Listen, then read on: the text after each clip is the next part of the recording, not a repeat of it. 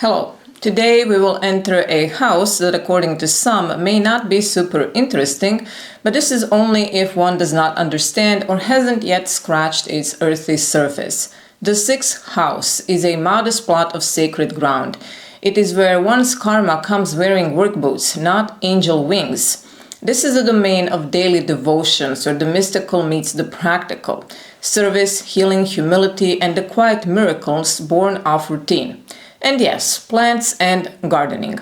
Now, not everyone will agree with me. For some, planting is associated with the second house, for some with the fourth house, and for others it is the 12th house. And while all of this is correct, it is better to think and say that for each ascendant, the theme of planting and plants will belong to a different house. But for today, and usually, I say it is the 6th house wheelhouse, or better said, greenhouse.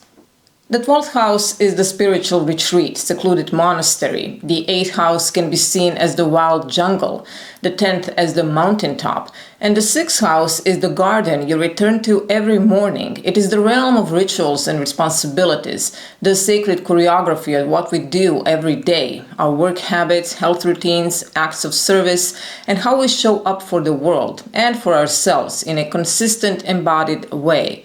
Now, the Japanese have a concept called kaizen, continuous improvement through small, steady efforts. The mystics of old knew this too. The Sufis, the monks, the healers, the herbalists, they understood that divine often arrives disguised as dishwashing or pet care. So what lives in the 6th house? Work, but not as in career, more like the offering, soulful duty, and discipline. Health, not just of the body, but of the ecosystem within and around us. In the body, 6th house rules abdomen, intestines, womb. Its color is black or other darker colors. Then service, not submission, but stewardship. Rituals and routine which aid in transformation. Our lovely pets, without them life would be more difficult. 6th house is associated with smaller animals, with food, clothing, aunts and uncles, some physical comforts of life, and nature and gardening to an extent. I see it as the perfect metaphor for this house. We water what we want to grow, we pull the weeds that no longer serve, we can't rush it, and we can't skip steps. And that's the mystery of the 6th house, transformation through tending. A daily return to the sculpture studio. It's not glamorous, but it is transformational. So let's plant seeds in each rising sign's 6th house and see what grows. For Pisces ascendant, 6th house is in Leo, and it is ruled by the sun. So the zodiac dreamer is pulled into the spotlight by plants, pets, or performance. Their sacred work should be joyful, expressive, and heart-centered. The dreamer is called to radiate. Healing might come through dance, color, sunlight, or caring for others with generosity, so attention both given and received. Here, sun represents the physical attachments that one should learn to utilize for spiritual benefit rather than for material pleasure.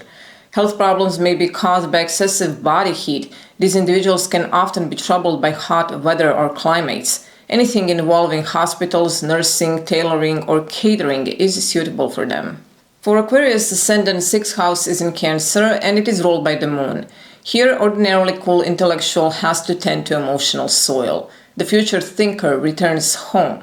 Work and health are deeply linked to feelings. They're the ones bringing soup to sick co-workers or channeling emotions into daily rituals. Well, at least some of them. Service is emotional, intuitive, nurturing. One heals others through comfort and care, but own energy should be protected too.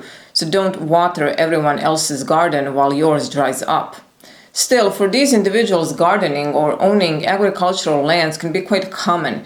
They can even have machinery to produce chemicals and fertilizers, work with water, or in departments of vehicles or housing. Sometimes a weak self-image and mind that succumbs to depression can be seen here. For Capricorn ascendant, 6th house is in Gemini, and it is ruled by Mercury. This is the disciplined climber who finds oneself in a chatty garden full of buzzing ideas. But what one should learn is that adaptability is just as powerful as structure. Health is mental as much as physical. The work is best when it includes writing, teaching, or communication. But overthinking usually leads to burnout. Daily life must include movement, learning, and exchange. Now, these individuals need flexibility, but not chaos.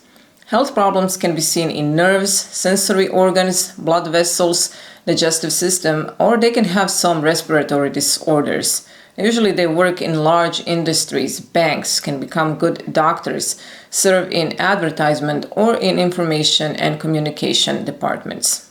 For Aries ascendant, 6th house is in Virgo, also ruled by Mercury. Here we see the fiery sprinter who finds oneself handed any kind of manual and a checklist. What one should learn is patience, routine, and the power of thoughtful service. This is the warrior learning to sharpen their sword by folding laundry properly and eating enough fiber. Aries ascendant individual health hinges on gut wisdom and grounded daily rituals. Work is in the details. One fights battles not with swords, but with clean systems, good digestion, and precise service. Now, these individuals naturally possess a high degree of writing skill. However, it is unlikely this will become their daily job. But they do have a lot of practical intelligence which helps them to get what they want. For Taurus ascendant, 6th house is in Libra and it is ruled by Venus. This is the sensualist who learns that balance isn't just for wine pairings. It is vital for health and service. Their workday must be beautiful or they suffer.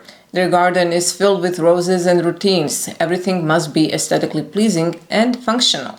Healing comes through art, fairness, and grace. Their service is in creating harmony at work, in their body, and with others.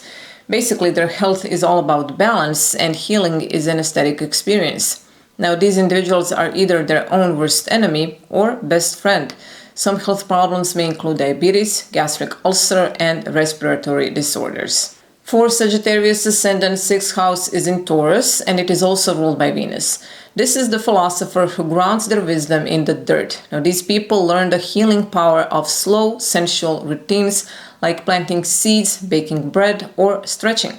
Health is tied to stability, nature, and pleasure, and a literal garden is often the best medicine. Here the nomad learns to root. One serves through stability, the body, and the senses. Now, these individuals are meant to create beauty in simplicity, like in healing with touch, food, plants, and peaceful routines. However, they can become overly proud of their own success. Problems with teeth, mouth, and eyes are common, and they can also have health issues due to vitamin deficiencies. For Gemini ascendant, 6th house is in Scorpio. It is traditionally ruled by Mars. These individuals are usually breezy, but here they find themselves in a psycho-spiritual greenhouse. Work and health become transformation zones. Their energy is deeply affected by emotional toxicity. They might get into herbalism, shadow work, or cleansing rituals that involve more sage than science. Their daily life becomes a mystery school where the curious mind walks into a secret garden. But these individuals can be impulsive and reckless in seeking one's goals. Their daily life is intense. Service becomes shadow work. Health is tied to emotional depth, and the more one avoids the dark, the louder will the body speak. They're very prone to stress, and high cholesterol levels are quite common. For Scorpio ascendant, 6th house is in Aries, also ruled by Mars. Now, these people get a battle arena for a garden, and it is complete with wildfires and martial compost. They attack their daily life like a mission. A burnout is likely unless they learn rhythm. Physical vitality is usually strong. Their health journey might involve martial arts, inflammation, or spontaneous sweat lodges. Here the alchemist walks into the fire. One serves through action, protectiveness, and fierce independence. Daily life feels like a challenge, and usually these people like it that way. But their health thrives on rest just as much as adrenaline. Also, these people seem to overall improve over time, meaning their well-being and position in life. For Cancer ascendant, 6th house is in Sagittarius and it is ruled by Jupiter. Here a hermit ends up with a wandering wild garden. Daily routine thrives on adventure and meaning. Think hiking as healing or studying ancient herbal medicine from cultures far away. If their work feels pointless, their soul wilts. Purpose is their fertilizer. Here their nurturer becomes the seeker. Routine must feed soul with meaning. Healing is tied to movement, travel, study, and purpose. If one's job feels pointless, the immune system will protest. However, these individuals like nice clothes and fine food and may not hesitate at all to be involved in some criminal activities. Their health issues are usually diagnosed correctly. For Libra ascendant, 6th house is in Pisces and it is traditionally also ruled by Jupiter. Now here the social butterfly floats into a misty, overgrown forest. Work and health are nebulous, boundaries blur. Healing comes through intuition, art, and surrender. They serve through music, again art, or spiritual care. Sometimes they forget where their garden ends and someone else's begins. And one should learn that saying no can be an act of compassion. Here the harmonizer steps into the dream. This is the sacred fog. So daily life must have softness, mystery, and compassion. But one should watch out for martyrdom or burnout. Success comes through work and effort, not very easy. Some problems with skin are seen, and some can become inactive for longer periods due to sudden diseases. For Leo Ascendant, 6th house is in Capricorn, so it is ruled by Saturn. Here the king or the queen get a Saturnian shovel. These individuals learn that real royalty shows up every single day, rain or shine, crown or no crown. Their work involves consistency, leadership, and structure. Here, light must be earned. One is building something lasting through discipline, structure, and long-term care. And their health requires routine, rest, and responsibility. Problems with excessive body weight and pain in lower parts of body are usually seen, as are different kinds of allergies. For Virgo Ascendant, 6th house is in Aquarius, and it is traditionally ruled by Saturn. Here, one that is normally detail-oriented gets a dose of divine disruption. Their garden is unusual, hydroponic, vertical, or maybe very futuristic. They need innovation in their routines, and healing often comes through breaking the rules. Service might be tied to social causes or visionary projects. Here, the detailed devotee joins the revolution. Their daily work should be unique, innovative, and connected to humanity. Their health may be quirky, and service might be unorthodox, but one thrives when routines have vision. Sudden weight loss, strange viruses, muscle pains, and tissue disorders are possible. In the end, the 6th house reminds us growth isn't always glamorous. Sophocles, a Greek philosopher, said, "Without labor, nothing prospers." And Epictetus once said, "No great thing is created suddenly. Let it first blossom, then bear fruit, then ripen." And this quote includes grapes and figs, but I don't remember the whole quote. So this is the wisdom of the 6th house. It is not where your soulmate appears in a dream, but it is a place where your soul becomes real. Not all magic comes with incense and crystals.